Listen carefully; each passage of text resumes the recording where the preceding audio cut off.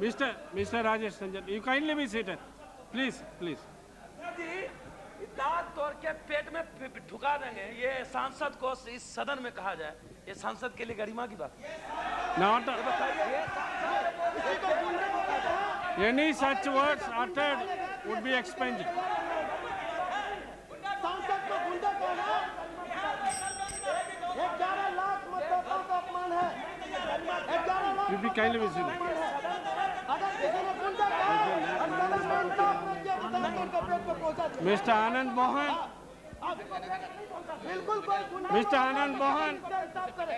Mr. Anand Mohan, please resume your किसी seat. को कोई गुंडा बोला, Mr. Anand Mohan, please resume your seat.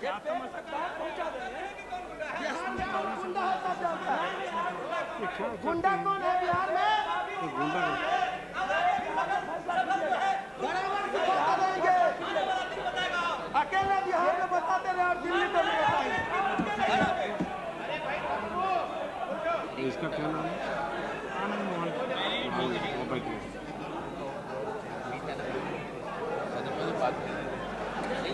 अध्यक्ष, तो मैं यही कह रहा था कि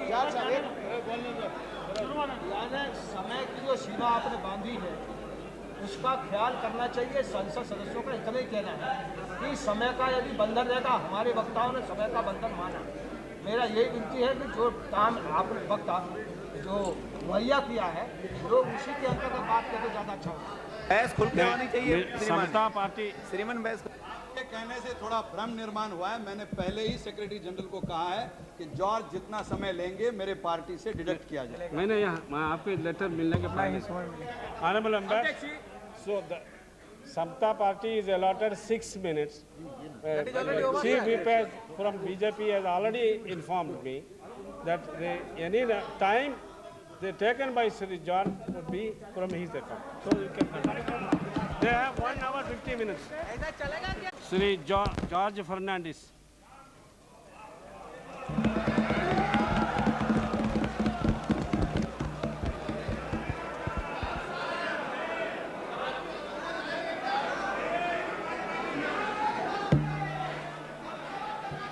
Please. Now, please. अध्यक्ष, जिस प्रस्ताव को प्रधानमंत्री अटल बिहारी वाजपेयी जी ने सदन के सामने रखा है, मैं उस प्रस्ताव के समर्थन में यहाँ पर खड़ा हूँ।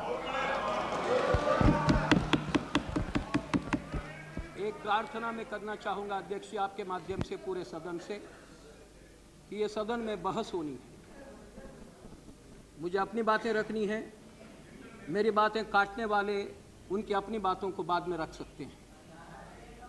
और हम इसलिए आपके माध्यम से सदन से प्रार्थना करना चाहते हैं कि आज सुबह से जब से ये बहस शुरू हुई है, सदन में बहस कम हो रही है और हल्ला आपस में ज़्यादा हो रहा है। और मेरी प्रार्थना है फिर एक बार कि सदन के सभी हिस्सों को आप ये बतावें कि सदन बहस के वास्ते है और यहाँ पर बहस चले। प्रधानमंत्री जी ने ये बात ज़रूर कही कि टोकम ठोकी किसी भी बात को लेकर अगर करनी हो वो ज़रूर हो जाए, लेकिन टोकम ठोकी का मतलब हल्ला गुल्ला नहीं है, वो नहीं हो जाए। अध्यक्ष जी, मैं सबसे पहले ये बात कहना चाहता हूँ कि जो परिस्थिति आज इस सदन के सामने और वैसे तो देश के सामने है, ये परिस्थिति किसी राजनीतिक दल ने बनाई हुई नहीं है।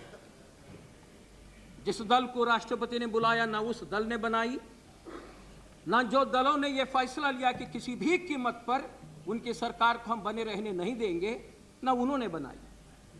ये परिस्थिति बनाई है देश के मतदाताओं ने।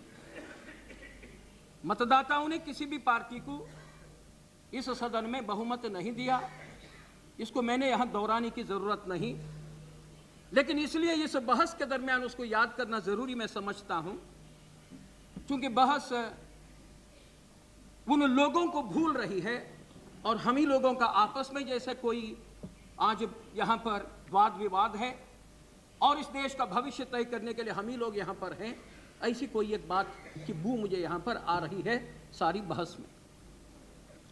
अध्यक्ष जी, लोगों के सामने मोटा मोटी 3 खेमे गए थे। एक भारतीय जनता पार्टी, एक राष्ट्रीय मोर्चा वाम मोर्चा जो अभी संयुक्त मोर्चा यूनाइटेड फ्रंट के तौर पर है, और एक कांग्रेस पार्टी। इसमें कांग्रेस पार्टी ने बहुत आग्रह से लोगों से कहा था कि हमें बहुमत मिलेगा। राष्ट्रीय मोर्चा वाम मोर्चा उनसे भी आगे गया था कि कैसे सरकार बनेगी उनकी अपनी, और कितने लोग उन्हें साथ देंगे, कितने विशाल बहुमत से यहां चुनकर आएंगे। शायद 300 का आंकड़ा उनके कई नेताओं ने सार्वजनिक तौर पर रखा था। और फिर भारतीय जनता पार्टी के भी तरफ से कुछ लोग तो ये कहने वाले जरूर रहे कि बहुमत पाएंगे, लेकिन प्रधानमंत्री के बारे में अभी यहां पर शायद श्री शरद पवार जी ने कहा कि आपने कहा था कि अगर 225 नहीं आएंगे तो हम सरकार बनाने के लिए नहीं जाएंगे। यानी कल्पना थी कि हम वहां तक नहीं पहुंच जाएंगे, हम उसके नीचे रह सकते हैं। और मैं ये जानता हूं कि आमतौर पर यह बात देश में जरूर थी कि 2 दलों के तरफ से या 2 खेमे के तरफ से यह बात कहने में आया कि हम जा रहे हैं सरकार बनाने। लोगों ने कहा कि आप दोनों नहीं बना सकते,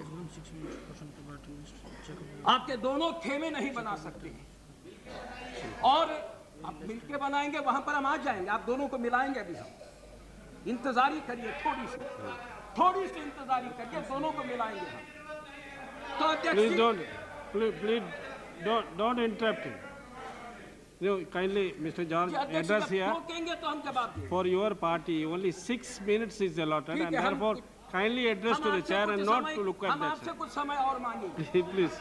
क्योंकि ये अंततोगत अध्यक्ष जी, आप यहाँ वो बात को तय करने जा रहे हैं कि ये देश की सरकार कौन सी रहे, कौन कार्यक्रमों पर सरकार बने, कौन लोग सरकार बनावे अगले 5 साल के लिए, ये तय करने जा रहे हैं। यहां मिनटों से समय मत गिनिएगा, हमारे ऊपर और देश के ऊपर इतनी मेहरबानी करिए। अब अध्यक्ष जी, राष्ट्रपति ने बुलाया। मेरे पार्टी ने राष्ट्रपति से प्रार्थना की थी कि श्री अटल बिहारी वाजपेयी को सरकार बनाने के लिए बुलाई जाए, क्योंकि अभी हमारे मित्र रामविलास पासवान जी ने यहां पर कहा कि समता पार्टी को कुछ आपने बताया था। हम तो राष्ट्रपति से कहने गए थे, हमने प्रस्ताव करके राष्ट्रपति को भेजा था कि जो स्थिति बनी है देश में, उस स्थिति में आपने अटल बिहारी वाजपेयी को सरकार बनाने के लिए बुलाना चाहिए। नीति की नहीं, आपने अपने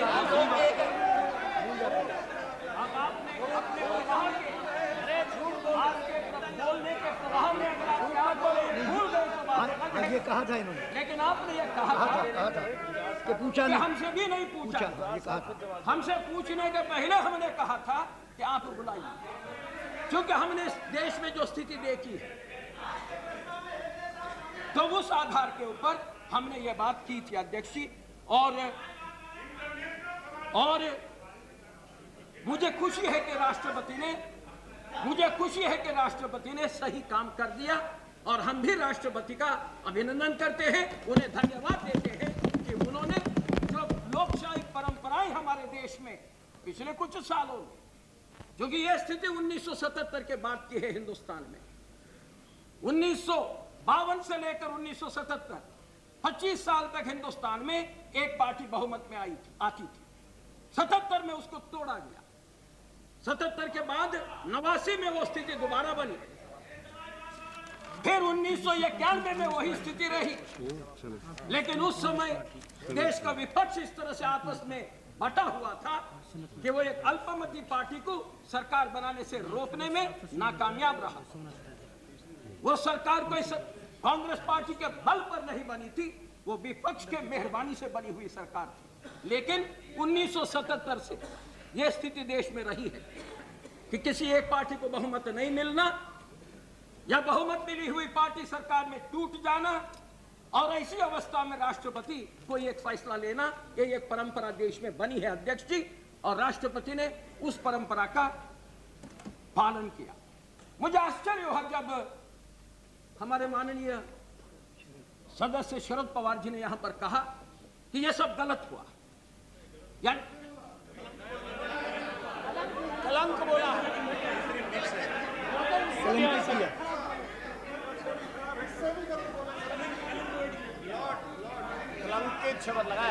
यानी कलंकित तो आपके ऊपर व्यक्तिगत आरोप हो गया, लेकिन बात वहां से आगे गई। जब रामविलास पासवान ने भी ये बात यहाँ पर बार बार कि टोकना शुरू किया कि कैसे आप गए, क्यों आप गए, तो राष्ट्रपति ने बुलाया था इसलिए गए। तो हमला एक तरह से राष्ट्रपति के फैसले पर है, क्योंकि बोलने की हिम्मत नहीं है, बोलना इस सदन में संभव नहीं है, वो बात अलग है, मगर हमला राष्ट्रपति के निर्णय पर है। हमला सीधे राष्ट्रपति के निर्णय पर है, कैसे नहीं कहा जा सकता।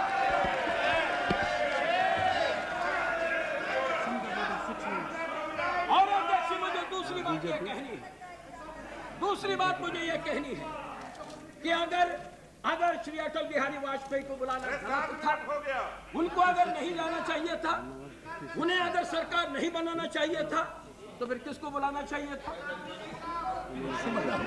किसको बुलाना चाहिए था, ये बात आनी चाहिए। केवल ये कहकर नहीं चलेगा इस सदन में ये गलत हुआ, आप क्यों गए, तो फिर किसको जाना चाहिए था, आपको किसको जाना चाहिए। आज के दिन 13 पार्टियों का कार्यक्रम नहीं बना करके खुद ही आप लोग कह रहे हो, आज तक आप लोगों का कार्यक्रम नहीं बना, किस आधार पर समर्थन आपको देंगे, ये अभी भी नेता विपक्ष, नेता विरोधी दल, भूतपूर्व प्रधानमंत्री, कांग्रेस पार्टी के अध्यक्ष इस क्षण तक नहीं कह पा रहे हैं। और फिर यहाँ एक ही बात कहना कि गलत हुआ, कैसे गए, तो ये कोई बहस का तरीका नहीं है अध्यक्ष जी। अगर आपको इस देश की आज तक की संसदीय प्रणाली में जो परंपराएं हैं वो पसंद नहीं है, तो फिर संविधान में संशोधन करिएगा, वही एक उपाय है। इस प्रकार का बहस में समय बर्बाद करना वो उसके लिए कोई उपाय नहीं है। अब अध्यक्ष एक बात यहाँ पर कही जा रही है और ये कहा जा रहा है, No, please don't. अध्यक्ष अभी एक बात,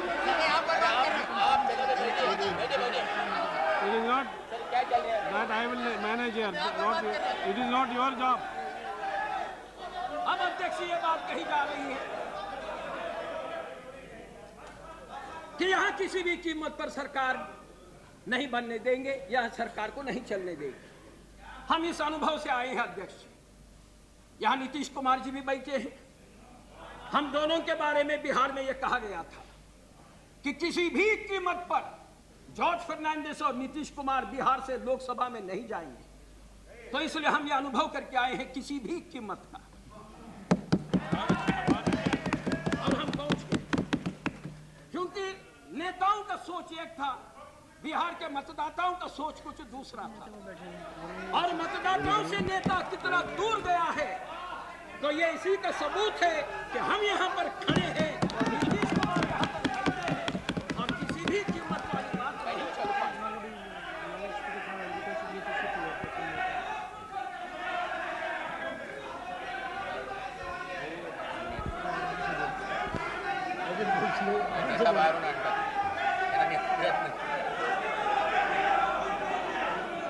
Order, please. बड़ों को बाहर से लाया, सदन का काम है। Yes, Mr. George.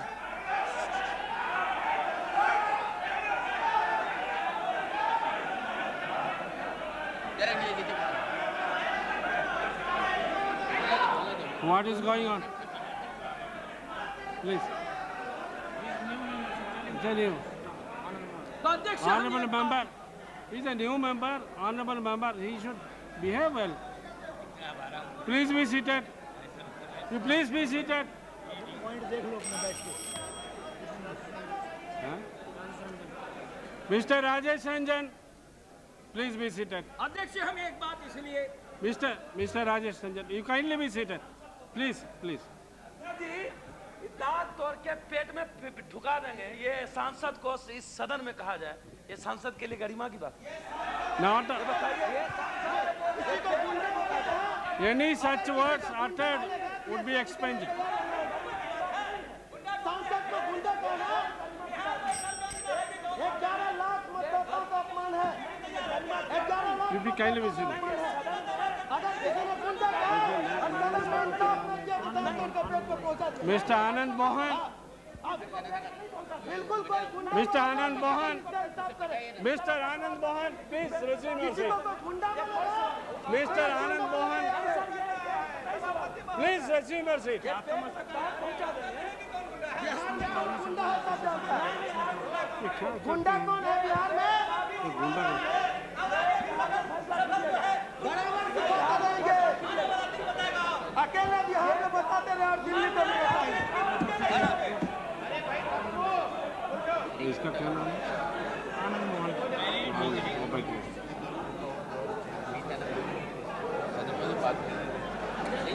अध्यक्ष, तो मैं यही कह रहा था कि समय की जो सीमा आपने बांधी है उसका ख्याल करना चाहिए। संसद सदस्यों का इतना ही कहना है कि समय का यदि बंधन रहेगा, हमारे वक्ताओं ने समय का बंधन माना। मेरा यही विनती है कि जो काम आपने वक्ता जो मुहैया किया है लोग उसी के अंतर्गत बात करके ज़्यादा अच्छा होगा। बहस खुल के होनी चाहिए।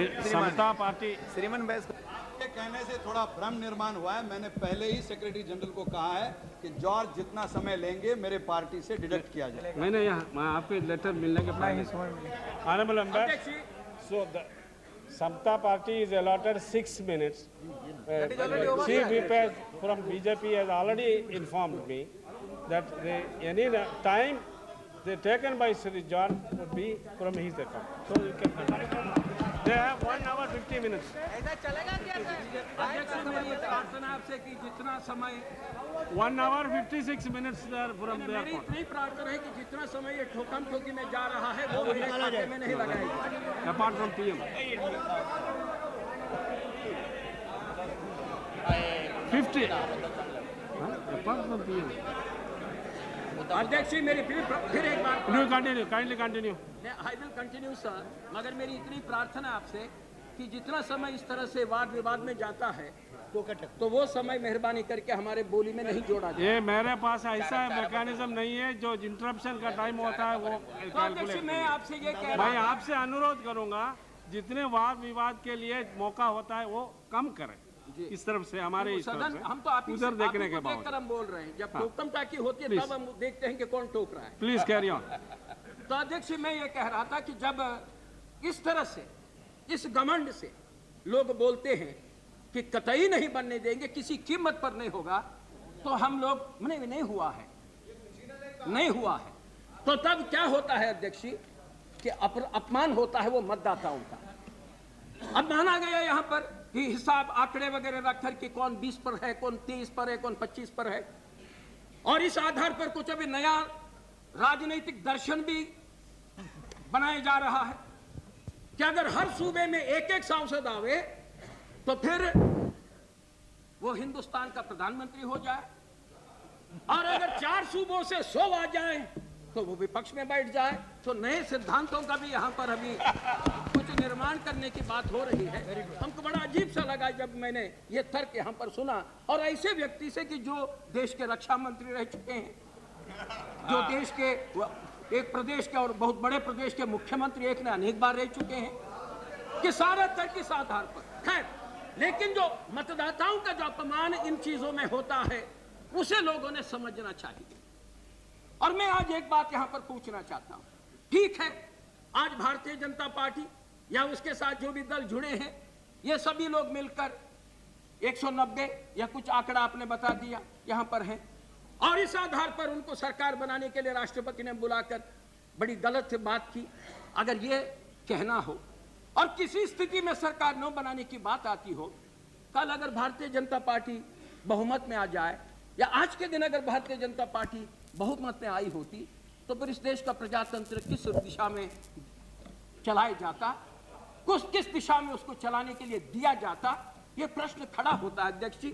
क्योंकि बहस जिस दिशा में जा रही है उसमें ये खतरे मुझे दिखाई दे रहे हैं।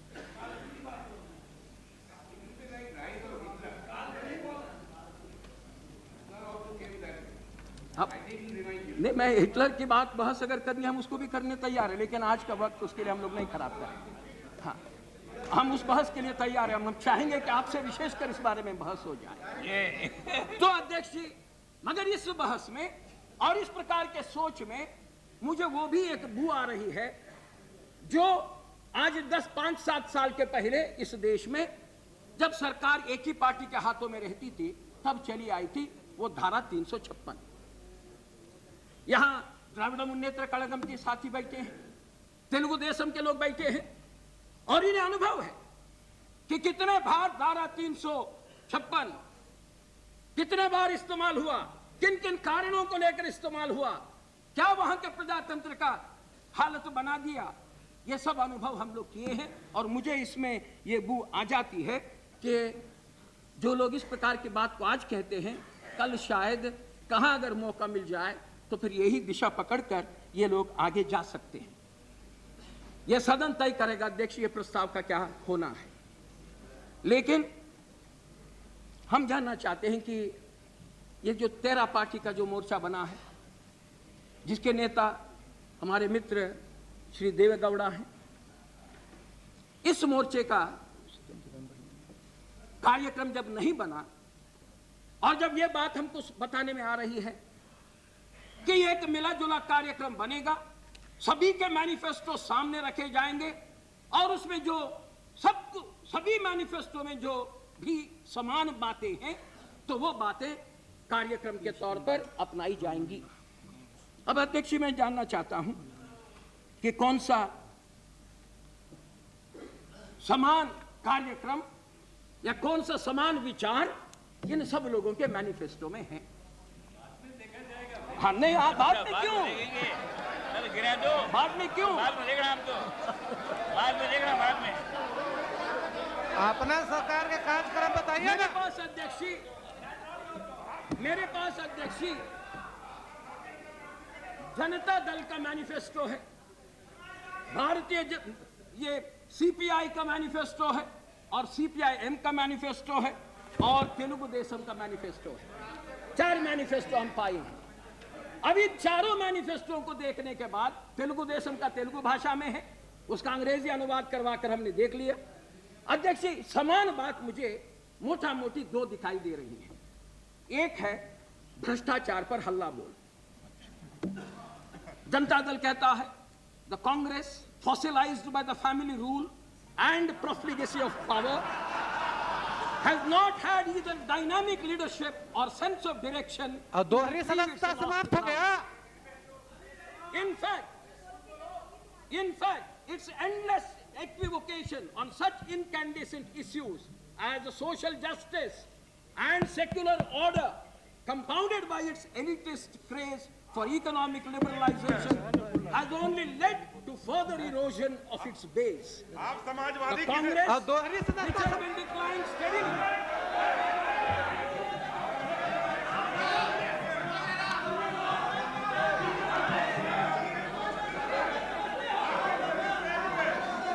भैंसा को बिठला दो। since 1989, इंटरनेशनल समाजवादी आप कहे जाते थे, कैसे भी अब अध्यक्ष आप मुझे बचाइए, अध्यक्ष आप मुझे बचाइए। So you must protect me. I can't possibly speak in this kind of a situation. How you can carry But on? you must protect me, sir. Please carry on, Mr. The Congress is now historically heading towards final disintegration. The splits and revolts which have recently afflicted it in continual installments are unmistakable indications of this process. Even while the Congress has kept contracting rapidly in terms of political and social ground, its governance during the last 5 years has been pockmarked by numerous scams such as the security scandal, fraudulent disinvestment of PSU shares, sugar import muddle, deals in railways, power, oil, mines and telecom sectors. The manner in which the Hawala racket was suppressed and sidetracked by the government for over 4 years is a scandal in itself. It is now known that the stable government which the Congress proudly claims to have given to the country was literally purchased, as is evident from the bulging bank accounts of some MPs. फिर आगे जाकर रामविलास पासवान जी, आ गए आप भी रामविलास जी इसमें? आपका भी नाम है इसमें? आपका नहीं रहा। If he yields, अब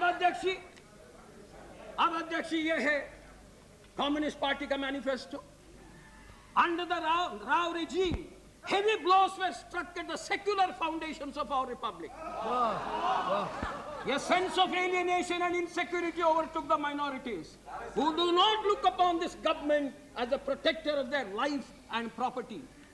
Corruption has reached new qualitative dimensions under the Rao government, with every passing day exposing a new scam, each bigger and more scandalous than the one earlier.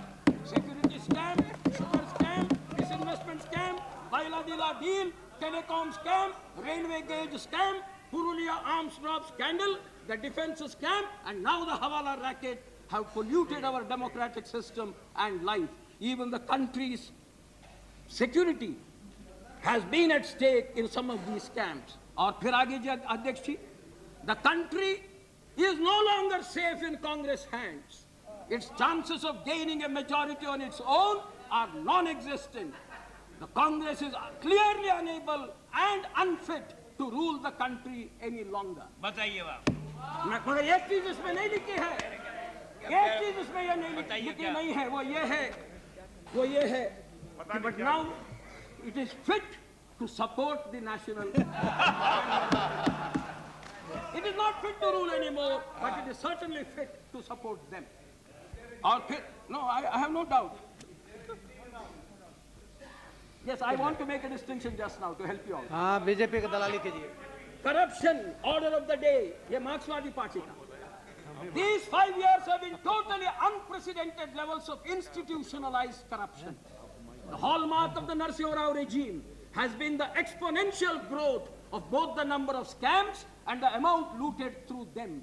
No area was left untouched, no stone unturned to loot public assets by the criminal ruling party, politician, businessman, bureaucrat nexus.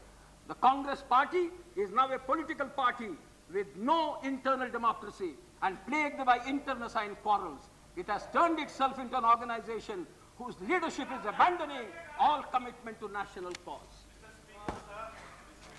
Adhyaksha, sir, I'm not yielding, sir. Sir, I'm not yielding, sir. Motion of confidence in the BJP government. Congress party आपने हमेशा के लिए दफन कर दी क्या? या तो राष्ट्रीय मोर्चे में शामिल हो जाओ। अध्यक्ष जी, ये आखिरी मैनिफेस्टो, उसके बाद कुछ और दस्तावेज पढ़ूंगा। ये मैनिफेस्टो है हमारे तेलुगु देशम के party. The Congress party which was in power has not only failed to increase the standard of living of the common man, but also has failed to provide the basic needs of the masses. Corruption has become a way of life for the Congress leaders. People have lost their faith in the Congress. Unending manipulations have become a habit of the ruling party. The Congress has destroyed the country's economy by following improper policies, communal tensions, regional insurgencies, and the atrocities against the lowest of the lower rung of the people, namely the scheduled castes and scheduled tribes. These tensions have been incited by the government and is being used for their benefit. This is the state of our country today. ये तेलुगु देश है। Sir, at the same time, My manifesto, you are most welcome to at read the and same study. time, Telugu categorically said that it's only the coalition My government which is manifesto, you are the most welcome to read. coalition government is only the solution. Why should I read your manifesto? You just look at it. Look at the manifesto. We categorically say that it is the coalition government which is the role. अध्यक्ष जी, You cannot go. You cannot go to sentences which are convenient to you.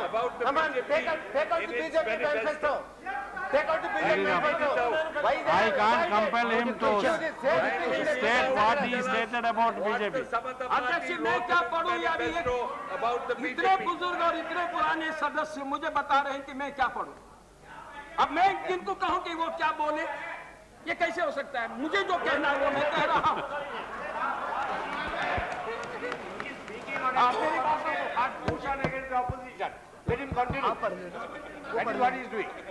आप गाओ manifesto, आप दिखाओ। नहीं अध्यक्ष, मैं ये इसलिए नहीं कह रहा हूं कि उन लोगों को परेशानी हो।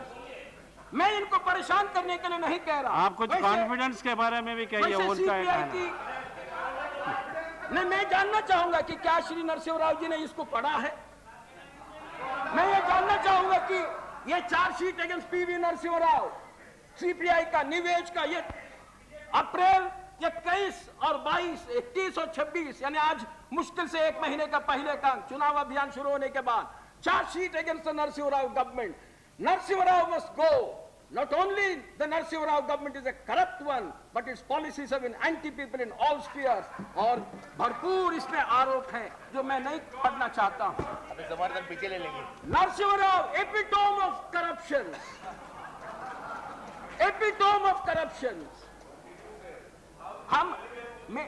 मैं तो उनसे,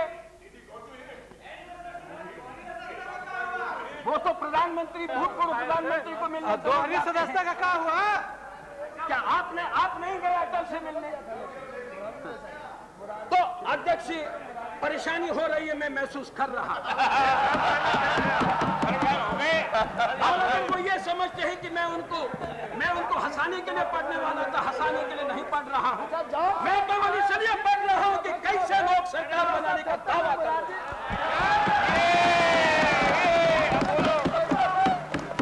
फिर ये सब काहे के लिए था? ये देश के लोगों को ये बताने के लिए कि हम उनसे लड़ रहे हैं। मैं मोशन पर ही बोला जा रहा है, यही है मोशन। और क्या है मोशन? यही मोशन है। क्यों ये सरकार बनी रहनी चाहिए, यही मोशन है।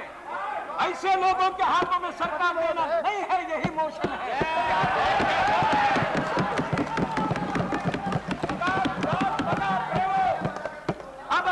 सेक्युलरिज्म की बात आती है, सेक्युलरिज्म की बात आती है।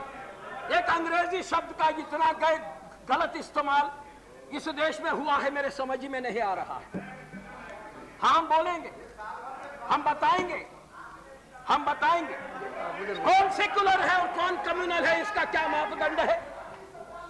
मैं भारतीय जनता पार्टी की वकालत नहीं कर रहा, मैं किसी संस्था की वकालत नहीं कर रहा, लेकिन हम जानना चाहते हैं सर्टिफिकेट देने वाले कौन होते हैं और किन किन को सर्टिफिकेट दी जा सकती है। यहां दस्तावेज है आप ही का पार्टी का, उसको भी पढ़ लो कि सेक्युलरिज्म का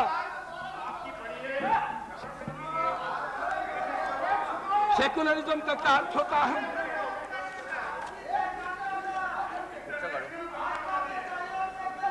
यह मार्क्सवादी कम्युनिस्ट पार्टी का दस्तावेज है। सेकुलरिज्म का अर्थ इसमें है, सेकुलरिज्म का अर्थ इसमें है।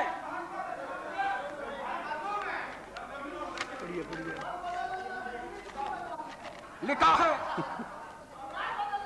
while the BJP was trying to shed its Janasangh, past, the Congress under Indira Gandhi had started flirting with the Hindu vote, which first became evident in the Jammu elections in 1983. She was also accommodating towards the Ekatmata Yajna launched by the Vishwa Hindu Parishad, the organization's first attempt at mass mobilization to promote Hindutva. The tentative moves made by Indira Gandhi became the central motive of Rajiv Gandhi's election campaign, when he won an unprecedented mandate by raising the spectre of national disintegration at the hands of minority secessionism. The focus was on Sikh extremism in Punjab and the assassination of his mother by her Sikh bodyguards, the killing of thousands of Sikhs in Delhi and other North Indian cities in November that year formed the grotesque background to the Congress-ized election campaign. और आगे जाकर, in the recent years, as Nehruvian ideals have got jettisoned by the Congress completely, the danger of this has increased. For instance, at every stage of the Ram Janmabhoomi agitation, the government of India compromised and helped it along. It was behind the opening of the locks. It allowed the Shilanyas. It allowed the periodic Kar Seva. It stood aside to allow the demolition and finally allowed the rebuilding of a makeshift temple at the site, thus legitimizing the entire movement, including the demolition. Barring the farcical arrests of a handful of leaders and an equally farcical ban on the VHP, the government failed to take any action against those who demolished the mosque or those who went on a killing spree.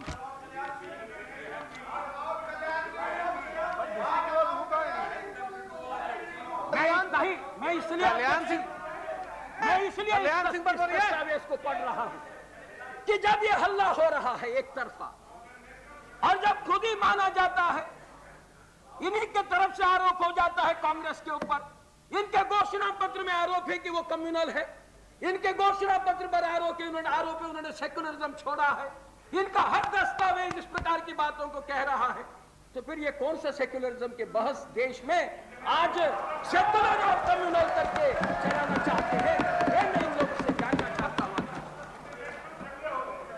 तो इसलिए अध्यक्ष जी, हम अध्यक्ष आपसे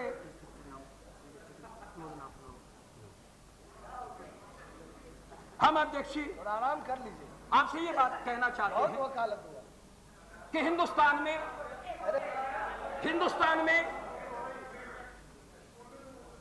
1946 से लेकर आज तक 2 बार गैर कांग्रेसी सरकारें दिल्ली में बनी थी।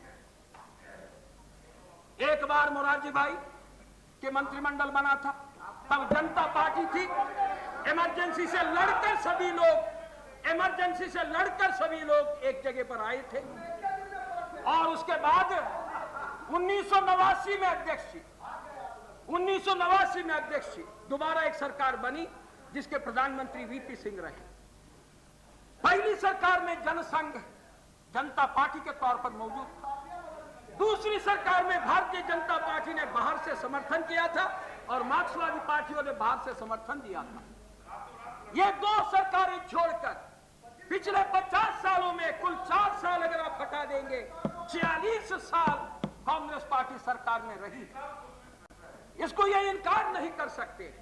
और अगर 50 साल में 46 साल इनकी सरकार रही और आज अगर हिंदुस्तान के अकलियत के लोग, माइनॉरिटी के लोग असुरक्षता महसूस करते हैं, जिम्मेदारी किसकी है अध्यक्ष जी?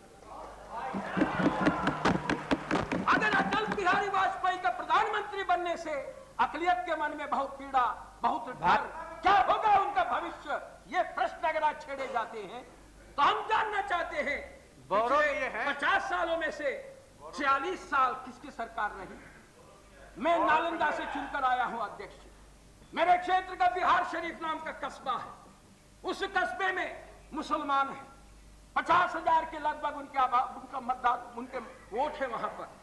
उनमें से आगे है अध्यक्ष बुनकर, हाथ खरगे के बुनकर, आगे है बीड़ी मजदूर, पिछले 3-4 सालों से भूखमरी से मर रहे हैं, उनको पूछने वाला कोई नहीं। ना उधर किसी प्रकार का रोजगार देने का इंतजामी है, ना उन्होंने पैदा किए हुए चीजों को बेचने की कोई भी इंतजामी है। और अध्यक्ष जी, उन तमाम लोगों ने मुझे वोट दिया, ये नहीं मुझसे पूछा जो सवाल मुझे यहां पर टोका जा रहा है, मुझे नहीं पूछा। मेरे क्षेत्र के मुसलमानों ने रोजी रोटी के सवालों को हमसे पूछा, उनका रोजगार हम कैसे दिला सकेंगे, ये बात उन लोगों ने मुझे पूछी। वो बीड़ी मजदूरों ने वो बात पूछी, वो दस्तकारों ने वो बात पूछी। और आज हिंदुस्तान में ये बात को कौन नकार सकता है कि हिंदुस्तान के मुसलमान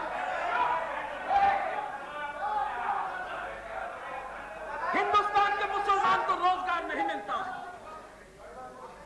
सरकारी दफ्तरों में, निजी दफ्तरों में उन्हें कोई भर्ती नहीं करता। ये आज की बात नहीं है, ये आजादी के दिन से लेकर आज तक की बात है।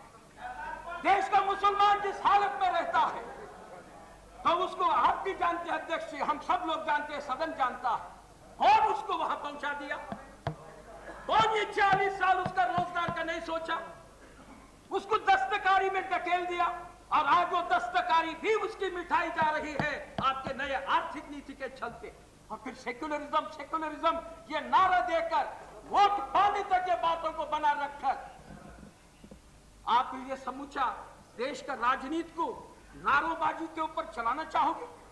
अध्यक्ष, हम इसकी मुखालिफत आज नहीं हमेशा करते रहे हैं और आज भी कर रहे हैं। और अध्यक्ष जी, मुझे आपसे दोहरी सदस्यता समाप्त हो गया। दो मोटी बातें और कहनी है। मुझे दो मोटी बातें अध्यक्ष और कहनी है और हम अपनी बातों को समाप्त करेंगे। पहली बात मुझे आपसे कहनी है अध्यक्ष जी, ये जो हवाला का मामला है, जिस हवाला के मामले की यहाँ पर खूब चर्चा हो रही है और मैंने देखा कि सबके घोषणा पत्रों में हवाला के मामले की बड़ी खूब चर्चा है। हवाला कब हुआ, कैसे हुआ, क्या हुआ, ये सारी चीजें हैं अपनी जगह पर, लेकिन मुझे लग रहा है कि आजकल जो तथ्य है वो तथ्य भी बहुत ही सिलेक्टिव हो जाते हैं। जो हकीकत है उसको भी बहुत सिलेक्टिव ढंग से देखना होता है। लाल कृष्ण आडवाणी हवाला में फंसे, ये बहुत बड़ा विषय बना है कई लोगों के दस्तावेजों का, कई लोगों के और कोई चीजों का। कौन इस बात को इनकार कर सकता है कि इस हवाला में सबसे अधिक पैसे पाए हुए अगर एक जमात हो वो जनता दल की जमात है? आप ही का प्रकाशन है, मेरा नहीं है। जनता दल के मंत्री श्री अरुण नेहरू 35 लाख, जनता दल के मंत्री आरिफ मोहम्मद खान 7,49,86,000, जनता दल के मुख्यमंत्री चिमन भाई पटेल 2 करोड़, जनता दल के अध्यक्ष Mr. George, point of order. People who are not the members of the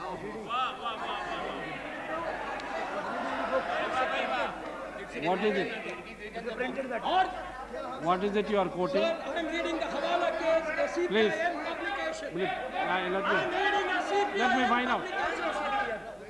publication. What is it?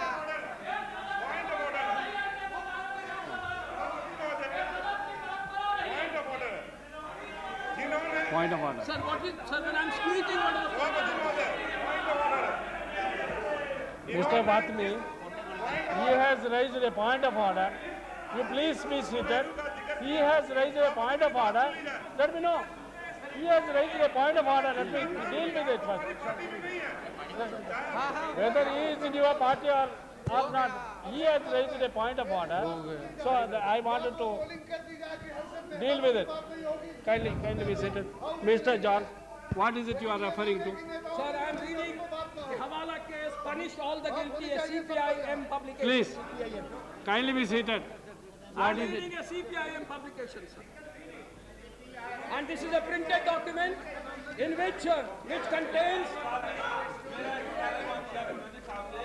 उस सरकार में ये भी मंत्री थे। जी हाँ, तो फिर नैतिकता के आधार पर आपने ऐसे मंत्रियों के साथ क्यों आप शामिल हुए? और आपको नहीं समझ इतिहास मालूम करके बोलना चाहिए, बिना इतिहास की जानकारी नहीं। He is referring to the book published by CPI. इतिहास के जानकार हैं आप। इसकी जानकारी किसी को भी नहीं थी। Are you prepared to authenticate it? Sir, I will authenticate this. He is prepared to authenticate it. Mr. Chairman, I raise a point of order. Mr. Chairman, George Fernandez is a very responsible member with total knowledge of the rules and business procedures of the House. The names what he is mentioning from a literature or leaflet, I am not in favor or against of any of them. I am only reminding you the procedure. Some members are already present in the House who are supposed to be involved as reported to in the newspaper in the Hawala case. And all matters are in the court custody for charge and trial. And it has been reported, that the matters which is in the court custody yet to find an answer. Whether those members who repeatedly uttered here, who cannot defend themselves, they can only defend themselves in the court of law and not in the parliament. Is it proper on the part of George Fernandez, who is a seasoned parliamentarian, to attribute motives on their name, not against who are being held for trial in the court? मैं अध्यक्ष ने मैंने ये नहीं कहा है कि मैं इन लोगों को अपराधी मान रहा हूँ। मैंने केवल इतना ही कहा कोई कि भी हो। जब आप बोलते Even हो, Pandit ji is the जब respected आप man. He बोलते is the हो, representing तो man. सबका How नाम can ले you लो, vote it? कुछ एक का तरफ अपना उंगली No. मत दिखाओ। मैं इतना ही आपसे कह रहा No. हूं और कोई बात नहीं कह रहा। Since he is authenticating it, he can quote from there. And then next, anybody who is not here and who cannot defend himself, his name should not be referred, and that should be there.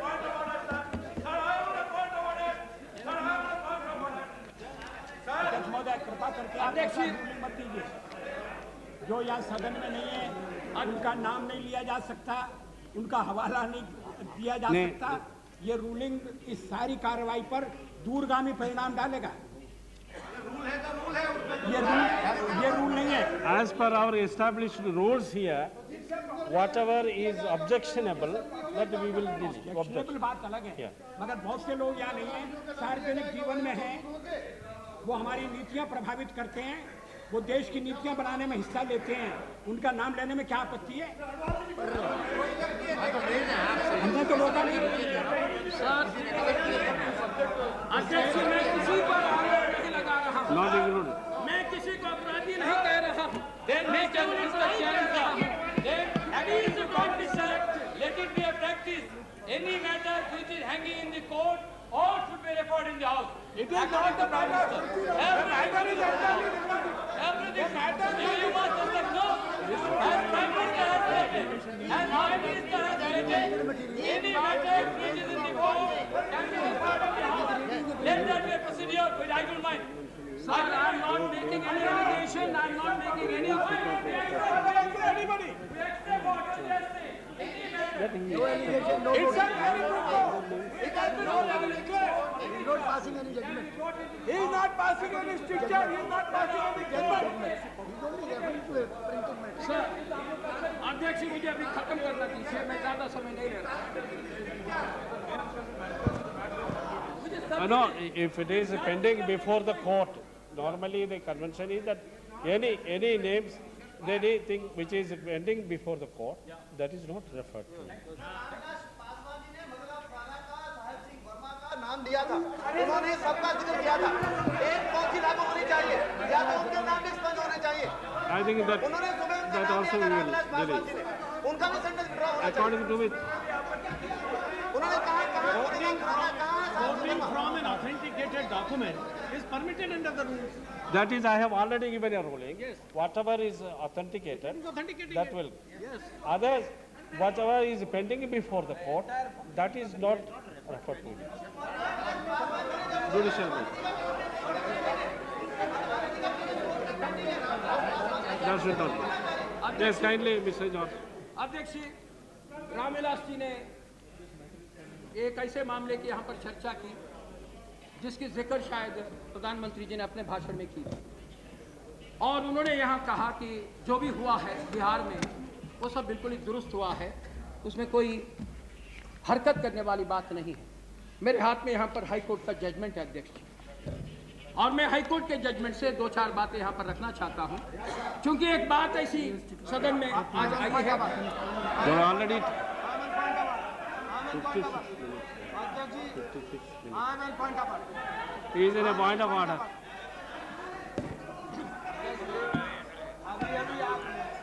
Please, he is on a point of order. Please hear it. Please. Let me see.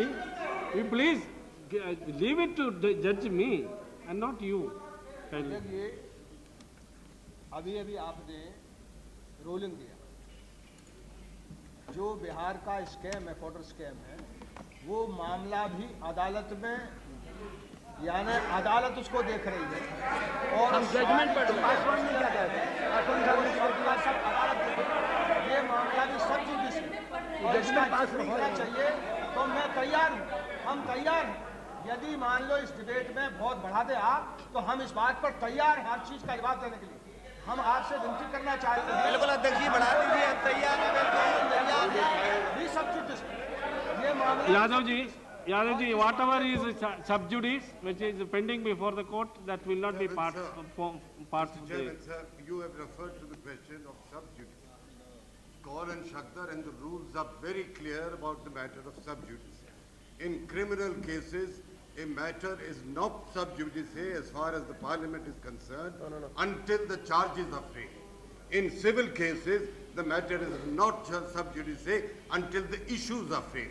In this, in which my friend George Fernandez or what Sharadji are saying, the question simply because it is in a court of law, the parliament will depart from discussing it on the grounds it is sub judice.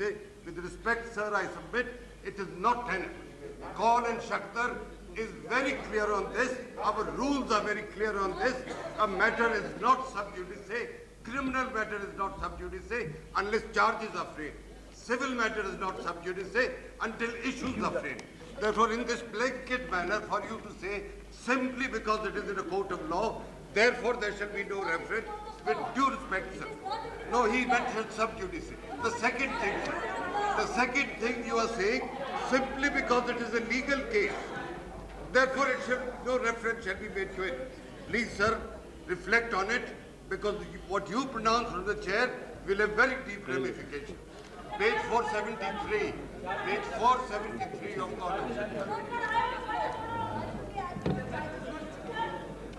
Yeah. Regarding this, sir, under Rule 353, I'm not wasting the time. Sir,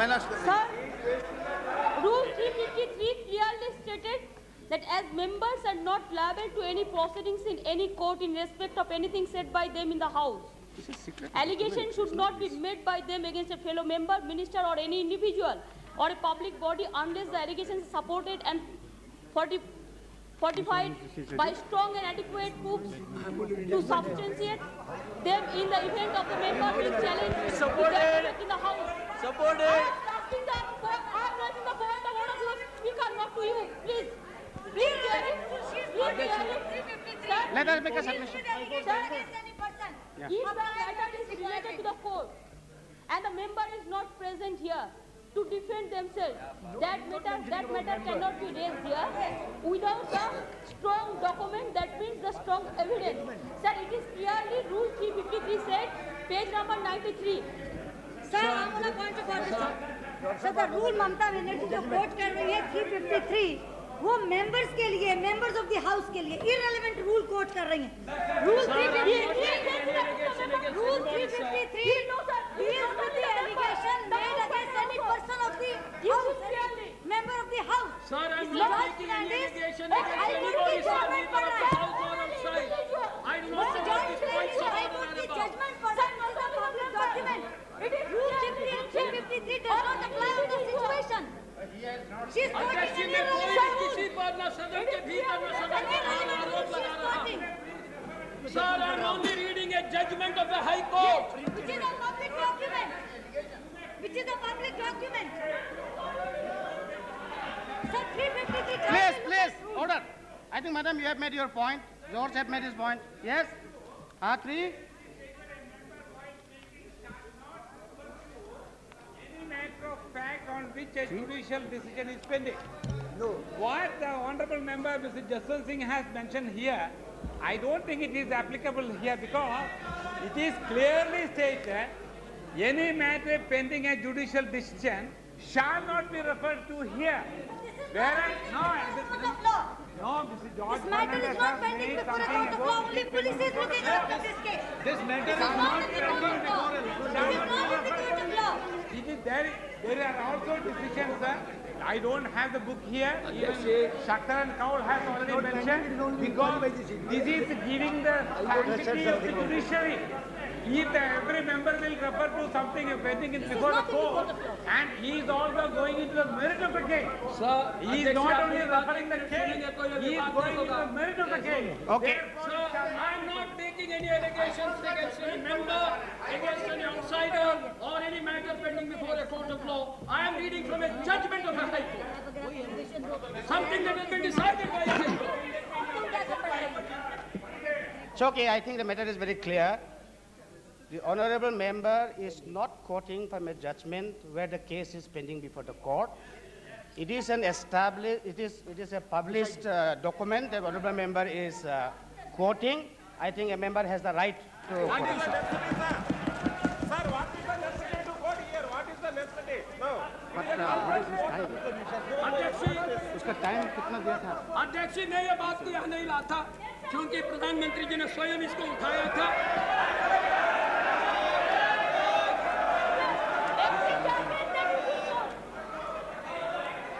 अध्यक्ष जी, मैं ये बात। But Mr. George, you have far exceeded the time. Sir, I have hardly spoken. Please verify. Please. I am finishing, sir. Please wind up. I am winding up. Please conclude. I am making only one point. और इसलिए अध्यक्ष जी की ये बात यहाँ पर रामविलास जी ने छेड़ी, पासवान जी ने छेड़ी। मैं वो जजमेंट की कुछ जुमले यहाँ पर पढ़कर सुनाता हूँ।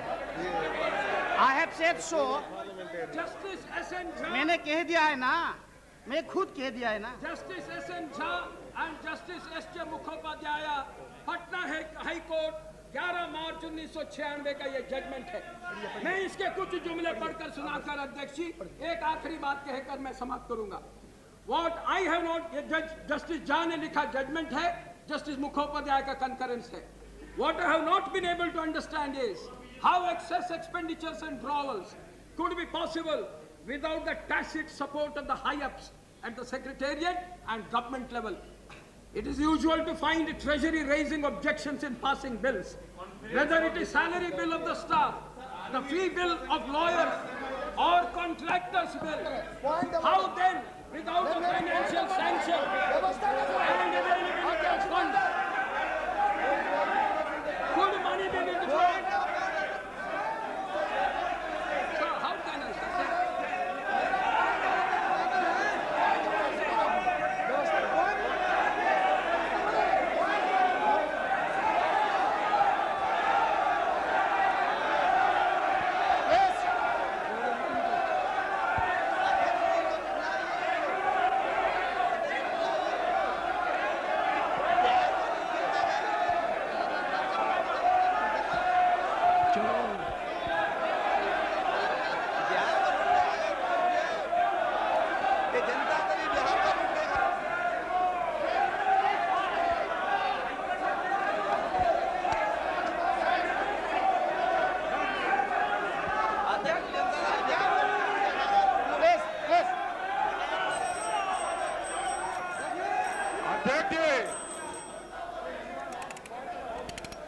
Point of order है। Mr. George,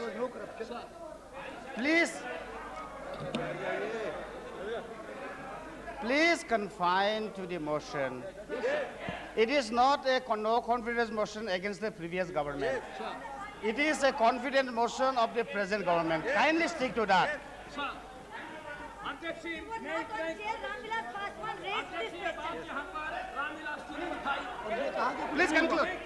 और ये कहा कि वहाँ कुछ हुआ ही नहीं है, तो मैं अभी मैं बहुत कुछ पढ़ना चाहता था, लेकिन मैं हाई कोर्ट का final observation, the factual position of the case may be summed up as follows.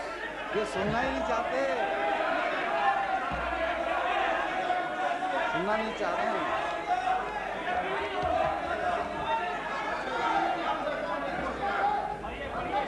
Huge sums of money, sir.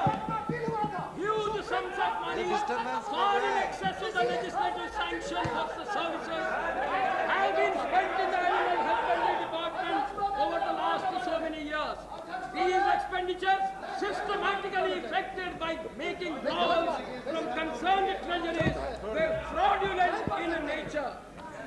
Legislative sanction in the shape of additional or supplementary grants, appropriations, has not been accorded to these excess drawals till date.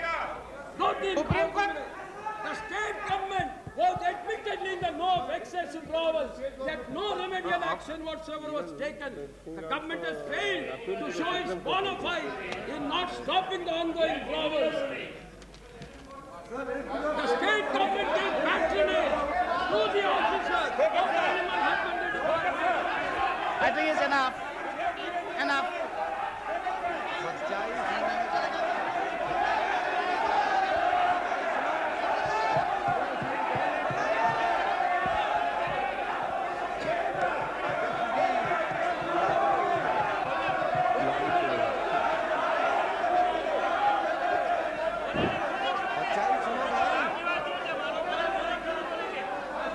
सच्चाई सुनो, सच्चाई सुनने में सच्चाई सुनने में सच्चाई सुनिए, सच्चाई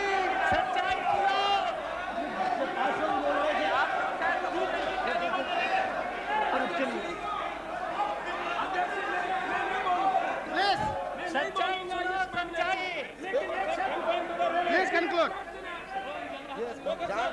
Please conclude.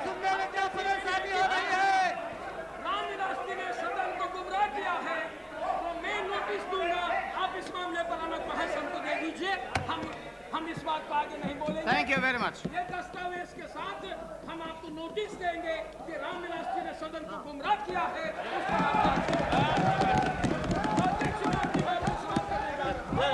आप समाप्त करना चाहता हूँ। नेता विरोधी दल और कांग्रेस पार्टी ठीक है,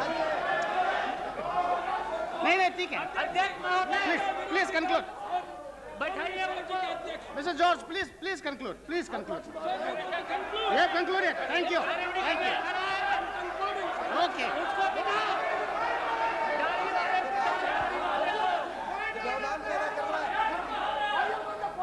Point of order. No point of order. Please sit down. Sit down. Point of order.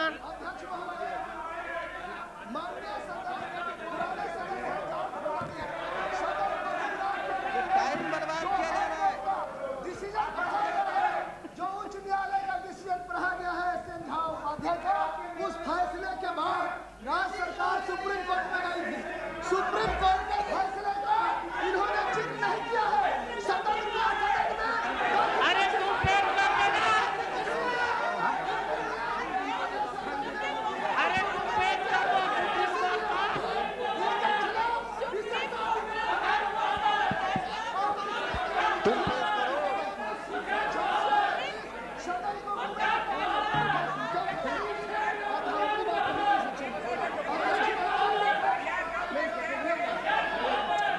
Yadav ji सुनो भाई, सुनो,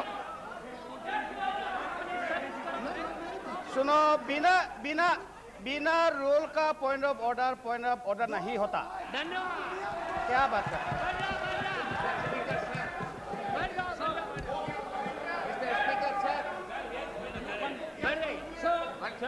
Please conclude. Mr. Speaker, this point of order which is being raised is a matter of some importance which will arise probably again and again. Kindly hear us for a few minutes and then make up your mind on this problem. I think it is necessary that you should read with us. Kindly see Rule 353. Yes.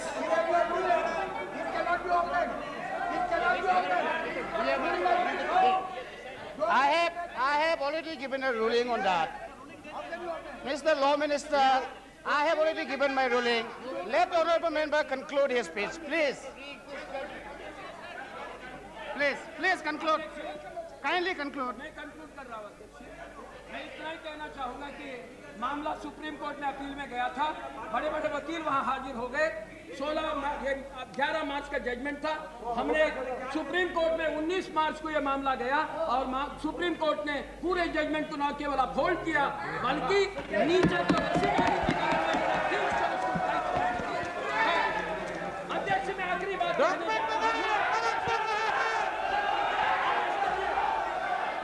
अध्यक्ष में समाप्त करता हूं। इसके लिए नेता विरोधी दल से विशेष ध्यान आकर्षित कर सकता हूं। Please. Sir, I want to conclude. Why don't you allow him to speak? Please sit down. Please sit down. I say sit down. Sit down.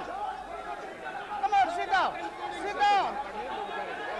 Sit down first. Sit down first. Sit down first.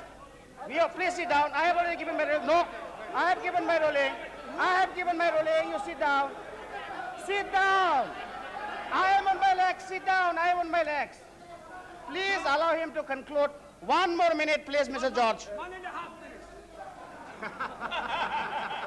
अध्यक्ष ने नेता विरोधी दल का ध्यान आकर्षित इसलिए करना चाहता हूं क्योंकि मैं अभी उनका घोषणा पत्र आपके सामने रखना चाहता हूं, सदन के सामने रखना चाहता हूं। आपके घोषणा पत्र में, अब मैं मुंह में वही शब्द आ जाते हैं जो आपके मुंह में आने लगा था। मैं नेता विरोधी दल जी से एक ही प्रार्थना करना चाहता हूं कि आपने अपना घोषणा पत्र के प्रियम्बल में जो बातें लिखी हैं जरा उन पर फिर एक बार गौर करिए। आपने उसमें लिखा है, an election presents a choice to the people, the choice to vote a party into government, the choice to vote a candidate to office. What is the choice today? The Congress presents an India with a bright future. The opposition presents an India that will be thrown back to the past. The Congress presents an India which is growing, creating wealth, generating jobs and providing more incomes. The opposition presents an India which will be stagnant, inward-looking, poor and likely to become bankrupt. The Congress presents an India which rejoices in its unity and celebrates its diversity. The opposition presents an India that will be inflamed by caste and religious passions. The Congress presents an India that has earned a new respect among the countries of the world. The opposition presents an India that will be ignored, ridiculed and forgotten. The Congress presents in India with a stable government and a vibrant economy. The opposition presents in India with a tottering government and a collapsing economy. मेहरबानी करके ऐसे जमात का साथ मत दीजिए जिसके बारे में आप Mr. Sanat Mehta.